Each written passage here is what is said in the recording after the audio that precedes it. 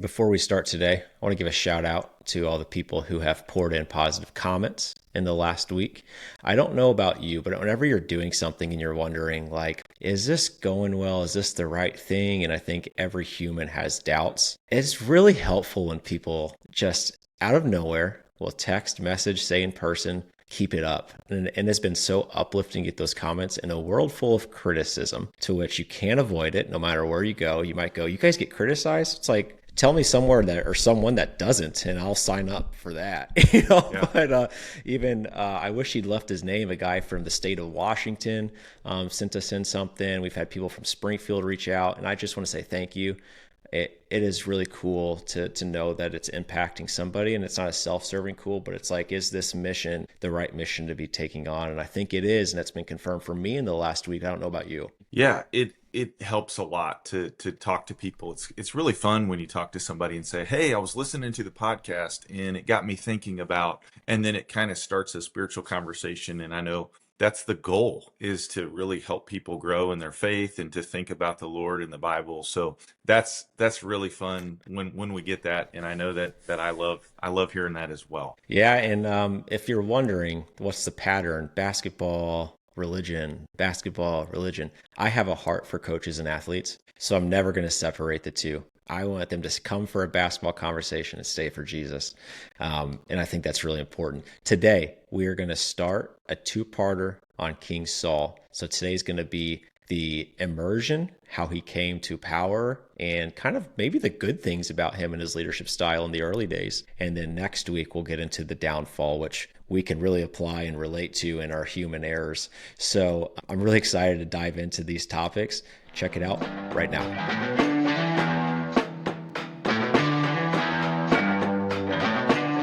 Today, we are beginning our study on Saul. And Saul is one of the most complicated characters in the Bible. Sometimes we think of Saul as a riddle wrapped inside of a mystery, wrapped inside of an enigma.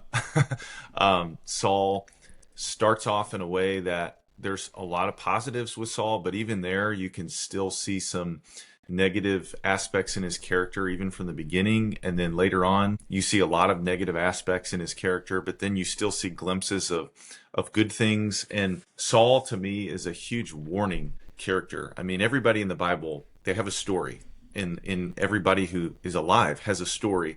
So the story of Saul is one of those stories that, to me, when I think of Saul, he's a huge, big, prominent warning of what can happen when we start allowing other things to supplant God as number one in our life. I have a little nugget I want to start with before we dive into exactly how he became king. And I recall back to Genesis 49, 8 through 12. So it's the prophecy of Judah, and the scepter will not depart from Judah, nor the ruler's staff from between his feet. So we know there's going to be this ruler from the country, the territory of Judah, right? And Saul is chosen as a representative from the tribe of Benjamin. Mm-hmm. Do you think the people around were like, I know that the Savior's not going to come from Benjamin. Is this a warning sign? Is he going to make it? Like, was he destined to fail? What do you think about that? That's often asked about Saul. Was he set up to fail? And I don't think God ever sets anyone up to fail. That's a great observation, because you're right. The Lord gave a prophecy back in Genesis 49 that the kingship out of those tribes would come from Judah. Clearly, when the Lord selected Saul, I think it's around 1 Samuel 9-ish, in that area, he was the one clearly directing. He chose by lots, and the tribe of Benjamin was chosen. So the Lord clearly chose someone from the tribe of Benjamin. And I think in his economy, he could have either had multiple kings reigning for a time, and eventually he would kind of wean the kingship out of the tribe of Benjamin to Judah. I don't know what he would have done had Saul been faithful, but I don't think that it's accurate to think that the Lord was setting Saul up to fail.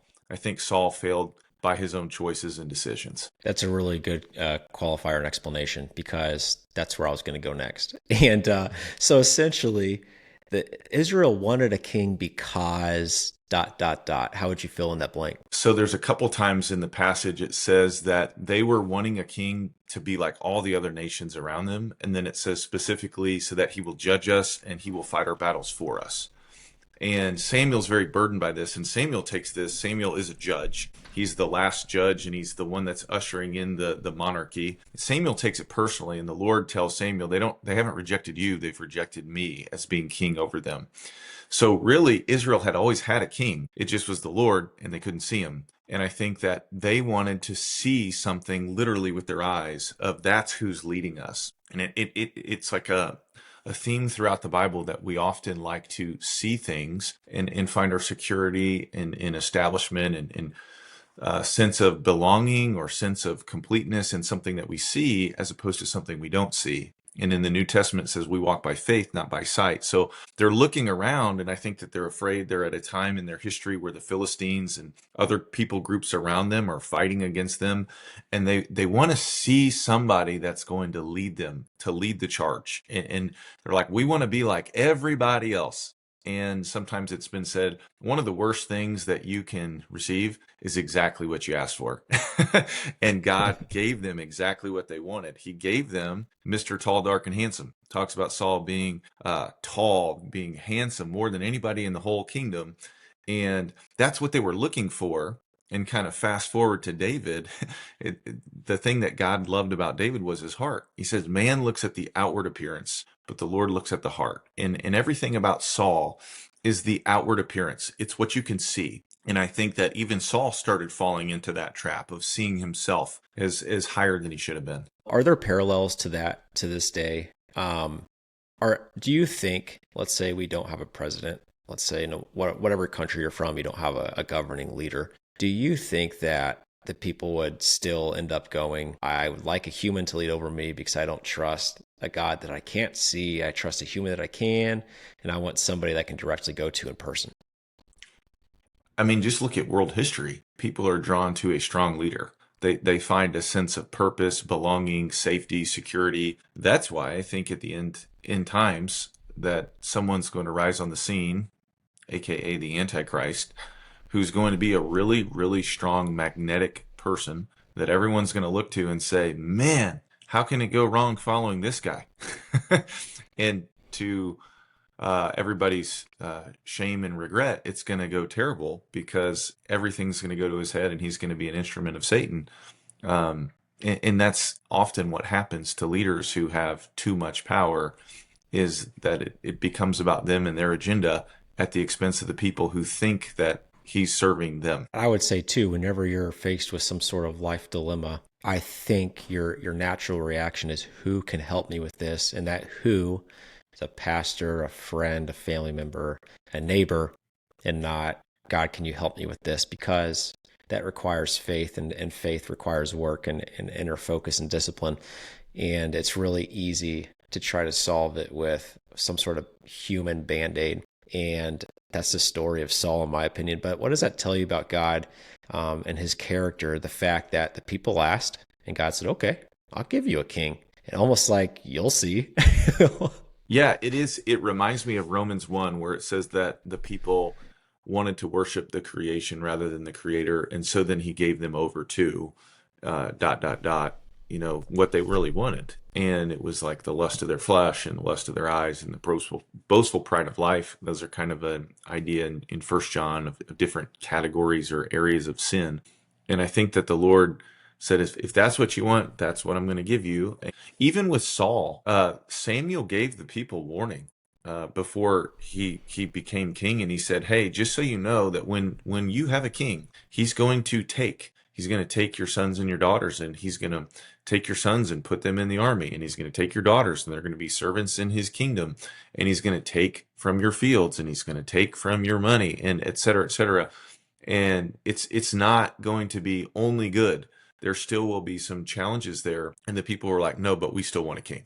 And so I think that is one of those scary warnings of be careful what you ask for, because you might actually get it. And so kind of the lesson there is, when we pray to the Lord for something, I think a very necessary qualifier is, Lord, if this is your will, if you think this is best, then please direct us in this way. But if this is not your will, if this would not really be good for me, then please protect me, protect our family from this. So I think that at the core, there should be a submissive heart of, Lord, this is what I'm requesting, this is what I'm hoping for, but I'm putting that before you, and if that is not for our good and that is not your best will, then I don't want it, because I want to trust you more than I trust myself. I think that's the most mature point you can get to in your walk with the Lord, is going, I will. It's like the Paul letters in the New Testament. We're in Philippians right now, so it's fresh on my mind.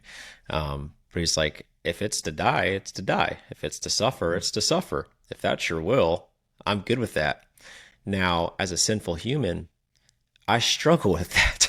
I don't know if you listening struggle with that. You might go, wait, if your will's for me to suffer, should I sign up for that? And I think that is the highest level of maturity in your faith you can get to, is the ultimate contentment in, even if you're going to require me to go through something really hard, I trust you and I'll say yes. And it's easy to say. And I think a lot of Bible studies and small groups, a lot of people would say, yeah, sign me up for that. But when push comes to shove and God's asking you to do something really hard, are you going to do it? Or are you going to follow your own intuition and your own human instinct? I think that's the ultimate question. You know what I'm saying?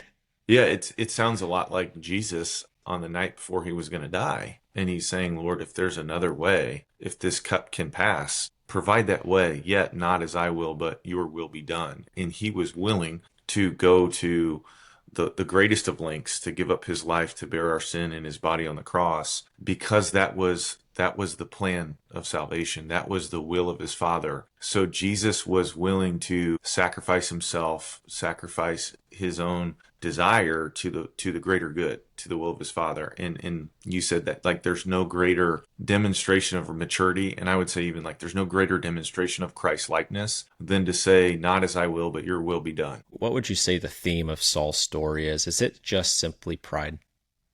I see pride. There's other things in Saul: fear of man, selfishness, thinking more of himself than he should.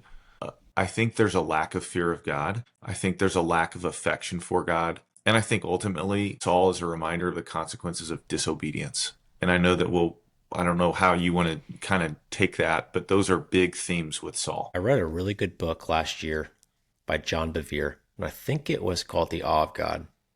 I'm pretty sure. Don't quote me Okay. on that. And but he said modern day Christians, one of their biggest problems is they don't have a proper fear of God, Mhm. in a respectful way, in a reverent way. Not, I'm scared of you, I'm going to run away, but of what you could do and what power you hold over my life. And I agree. I see so many people that don't fear God. They have taken God as all mercy, all grace, and no truth and justice. And they live their lives accordingly, because in Mhm. theory, I can be forgiven for anything. God is all love, he's all accepting. And I've got bad news for that community. There is justice. And when someone goes to court for a crime they committed, justice sometimes puts you in jail, sometimes slaps you with the fine, sometimes puts you in some sort of rehabilitation. And that is in the same character of God, is that he's going to be like that judge and go, here's what you did, and here's what you get. And we are missing that societally. And Saul missed the boat on that for sure. Yeah, I think one of the biggest downfall of Saul, you see it in chapter 13 of 1 Samuel and chapter 15 when he disobeyed twice. But at the root of the disobedience, I think, was a heart that didn't fear God. And at the core of the fear of God is a proper perspective of who God is and his greatness, and who we are in our kind of inferiority to him as his creation. And I think when you don't fear God, you start viewing yourself higher than you should, and you start viewing him as lesser than he is. And it's almost like we try to put ourselves on the same plane as him. You can go back to Adam and Eve. They wanted to be like God. They didn't want to be told what to do. They wanted to kind of be more like an equal than like his children. And I think that was one of the biggest problems with Saul, is that even with his elevation, he started off, I mean, he said, I'm from like the smallest tribes. Like, me? You want me to be king? And then later on, God's telling him certain things to do through Samuel, his prophet, and Saul doesn't do it. And Saul's like, well, I kind of thought my idea was better. And the Lord says to obey is better than sacrifice, and disobedience is the same as idolatry. Idolatry is worshiping someone as greater than God. So I think that Saul's disobedience was rooted in, he viewed himself as kind of like the person he should take orders from, not God. Dare I go down a rabbit hole, Johnny? Let's go, man. Okay. So I think that's where people mess up the most is how the sin affects everyone around them because they're not in fear of God. For example, so I think there's evidence in the Bible of, I know there's evidence in the Bible of fathers committing egregious sins and that affecting their sons. And I know there's a new covenant and that's more in the Old Testament, but I do believe, and I'm not going to go fully into this, I do believe in like generational sin and generational demons and things like that, where it's like father screwed up majorly and kids are having similar problems. And I'm like, that, I just believe that. I think that just comes from this fear, that's just lack of fear. And like as a father going, I can go party and get absolutely hammered and lose my witness with all these people. If I'm back at church on Sunday morning, that's not a Mm-hmm. proper fear of God. You're not, Mm-hmm. you're not necessarily like murdering somebody, but Mm-hmm. you're not having a fear of representing God in the right way and in a life full of those decisions. And then I think your kids get affected by your lack of faith as well. And then you go, well, why are my kids not strong believers? It's like you didn't have a proper fear of God as a father. Mm-hmm. And I think that really matters. And I hope I'm stepping on toes. I really do. Yeah. Because we ought to have, as fathers in the household, as friends, as mentors, a proper fear of God. And that I'll end it there, but we can get into like all that stuff at another time. Do you have any thoughts on that though? Yeah, I think related to fear is love. We often go to perfect love casts out fear, and I think that's fear of man.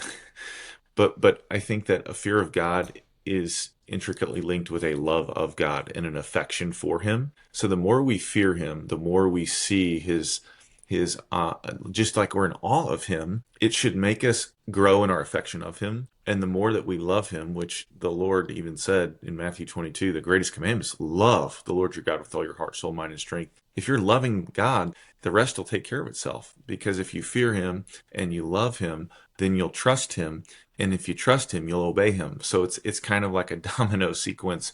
But I think at the core, there should be a cultivating love of God that's linked with an appropriate fear of God. And they go hand in hand and they kind of take care of the rest. If you can get at the core, it'll take care of the rest of it, right? Right. My favorite question and going through all these and figuring out a good order for Saul and David and Solomon that I stumbled into was what's the most interesting subplot? So like what's the most interesting thing that when a pastor gets on stage and talks about this topic that doesn't isn't the first or second thing that come up? It might be in the story somewhere, but it's not the highlight of the story. Hmm. And do you want to go first or do you want me to go first? Go for it. Please go. Okay. The most interesting subplot to me is the family dynamics of Saul. His daughter marries David. His son becomes David's best friend and confidant, and I think Jonathan is MVP. I we'll get that with David. It's a Barnabas type person in the Old Testament. Yeah. Um, you know how evil you have to be for your own son to be like, Dad, I'm out. Like, Dad, I'm out. I'm choosing the successor. More interestingly, in 1 Samuel 20:31, they mention as long as the son of Jesse lives, your kingdom won't be established. So he's saying, if David's protected, Jonathan, you will not be king. Hmm. So MVP, subplot to me, MVP, Jonathan and his friendship and faith over, I can't imagine, let's say my dad's the king Hmm. and I'm about to be set up with all the power and riches in the world. And I go, you know what? This doesn't feel right. I'm going Hmm. to do the right thing. So that was it for me. What about you? Yeah, I like I agree with you. Jonathan is one of my favorite characters in the Bible. I love his heart because I think his heart is a lot like David's. He loved the Lord first and foremost, and he feared the Lord first and foremost. And you can even hear it in the way that he speaks.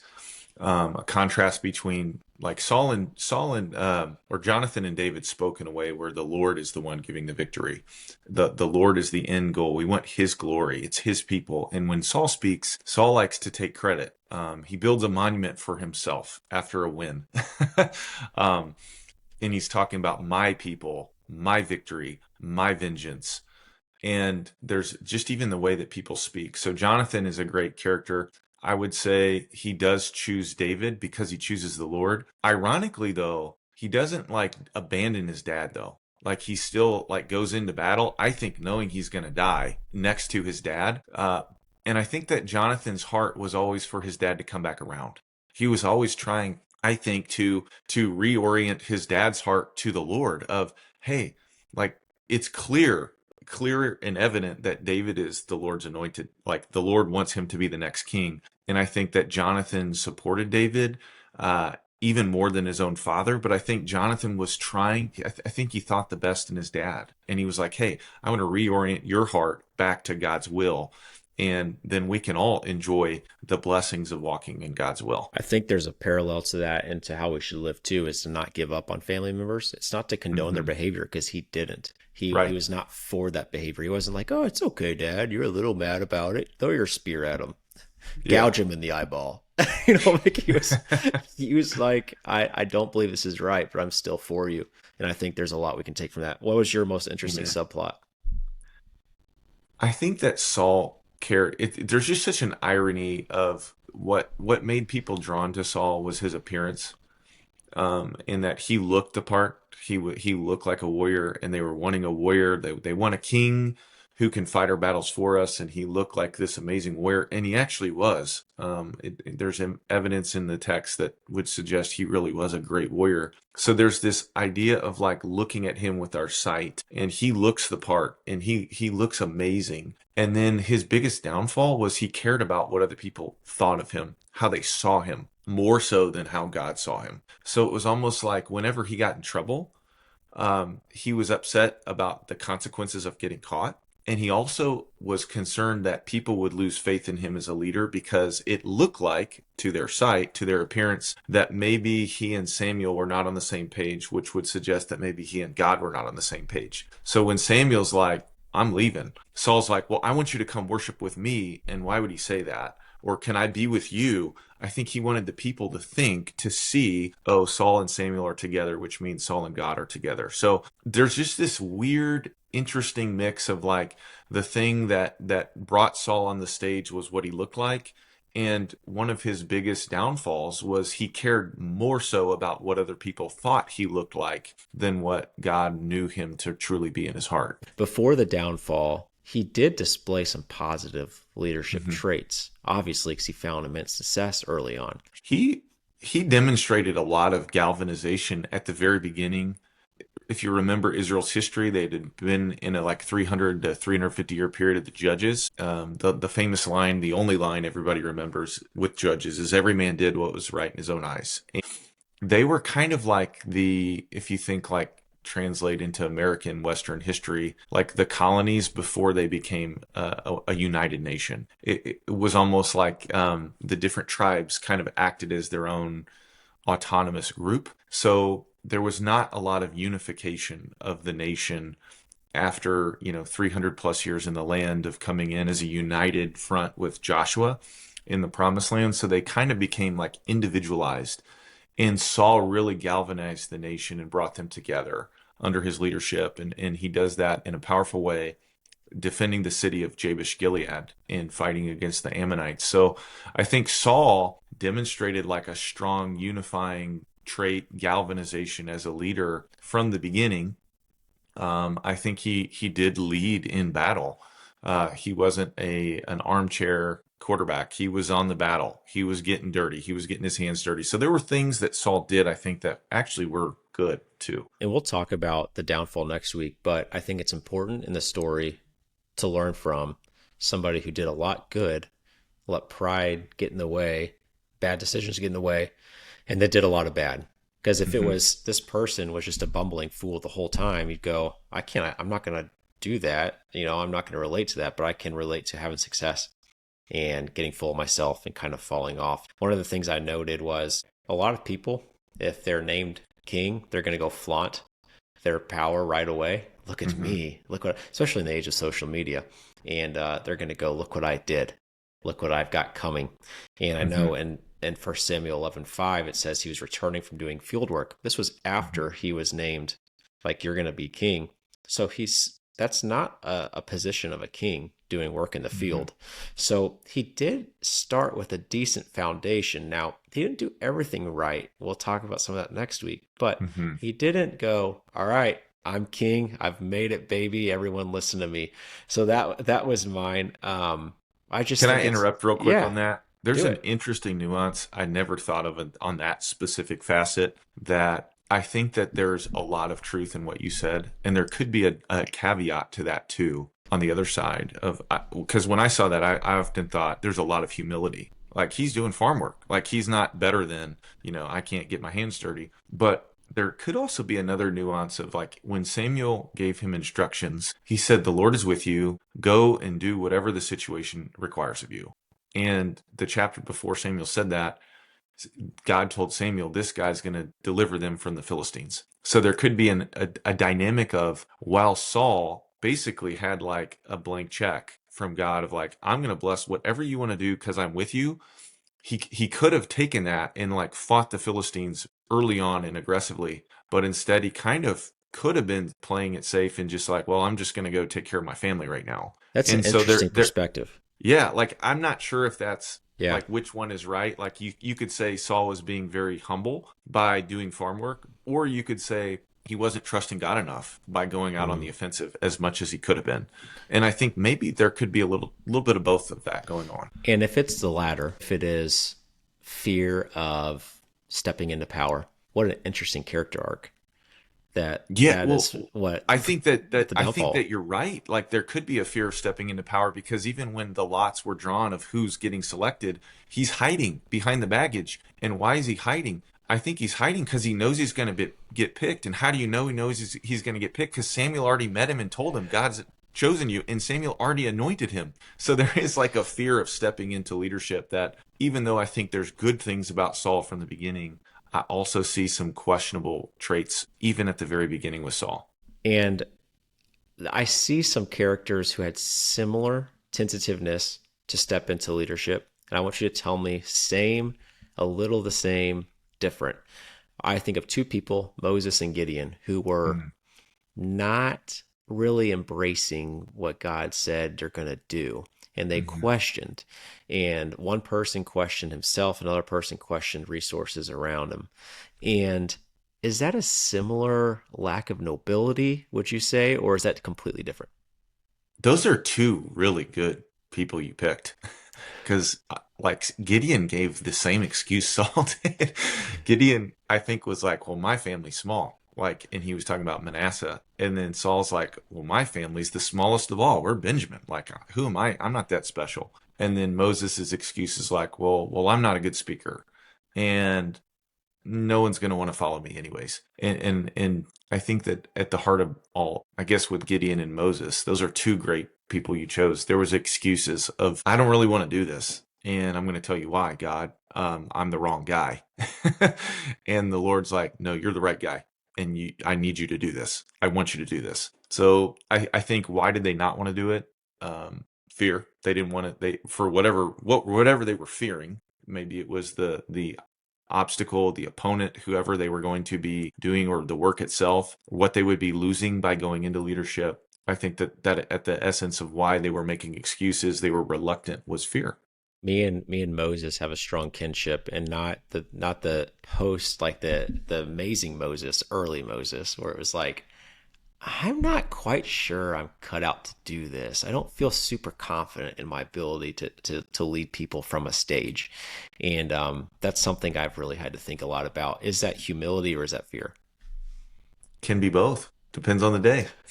That's why we're all complicated people, right? That's why Saul's such a complicated person too. Is because you see some good and some bad, and we all have that, right? It depends on, are we choosing to trust in the Lord and move forward in spite of our fear, or are we choosing to focus on our fear and not trust in the Lord for that day? And that's why I think every day is a battle. That every single day, if you're a believer in Jesus, you have the Lord with you. We have the promise of Emmanuel. We have God with us, specifically the Holy Spirit inside of us, and He's given us everything we need to get through the day. But that doesn't mean we're exempt from the challenges in the heart of the day. And sometimes I think, depends on when I said it depends on the day, are we going to be focusing more on the challenges of the day or on the greatness and sufficiency of our God? I want to do a segment I just thought of called Pastor Johnny's Office. So someone sits down in the chair across from you and they say, Pastor Johnny, I don't know if this calling is a pride calling or a God calling? Because there might be people who like truly think like I want to be the guy on the stage, and Hmm. that might be pride. It might be God calling them. How would Yeah. you advise this person in Pastor Johnny's office? I think that the crux of it is what would make you believe that, or feel led that God is leading you in this direction. So like kind of going back to the call, the origins of the call. Why do you feel like God is leading you in this way? And then kind of unpacking that in probably going through your motives, like why do you want to do this? What about this do you feel like God wants exactly? What's the end goal? Um, I think those are two big things of the origin of the call and then the motives of why you want to do it. And then you could go into the how, and then you could talk about, well, what do people who know you really well think?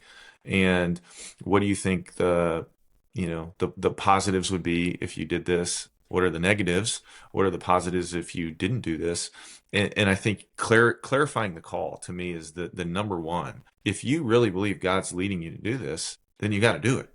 And then as you do it, I think clarifying the motives. Am I doing this for my sake and to grow my glory? Or am I doing this because I want to grow the glory of God? And that's why I think like the Lord's Prayer starts off in such a way that kind of reorients, kind of checks our pride. Our Father who is in heaven. So we're already seeing the transcendence of God compared to us, which should make us fear God. Our Father who art in heaven, hallowed be your name. I should be respecting, fearing your name.